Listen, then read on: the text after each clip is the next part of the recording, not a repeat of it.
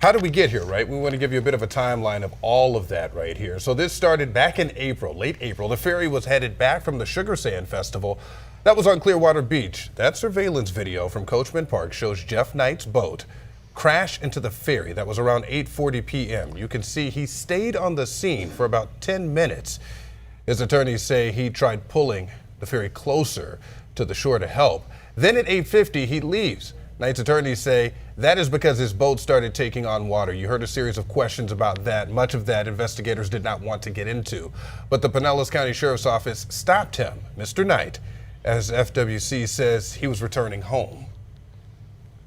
Knight is facing 8 counts of leaving the scene of a boating accident involving death or serious bodily injury. That is a 3rd-degree felony. He's also expected to be charged with 2 misdemeanors: failure to maintain a safe speed and failure to maintain a proper lockout. Both of those are enhanced charges because they resulted in a deadly boating accident. Knight is also facing multiple lawsuits from passengers on the ferry that night who say he was careless and negligent while operating his boat. All right, so we mentioned the man that lost his life because of all this. You see his picture right there, 41-year-old Jose Castro. He died in that crash.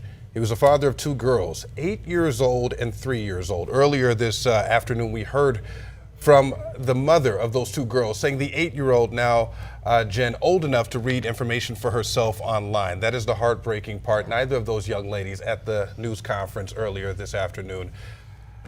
His sister called him Jose Castro, her best friend, and all of his friends and family told us he was always smiling, could brighten up a room. By all accounts, fantastic guy. We heard from his sisters just hours ago ahead of the new details that we learned today. It's been a very, very terrible time for us. I want to keep the memory of my brother alive. I have my mother back in Peru, devastating and crying every day for him. I have 2 girls that we have to explain.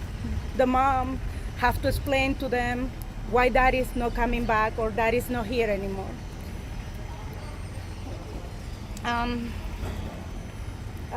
Well, thank you so much. My brother is being missing. This is a tragic time for us.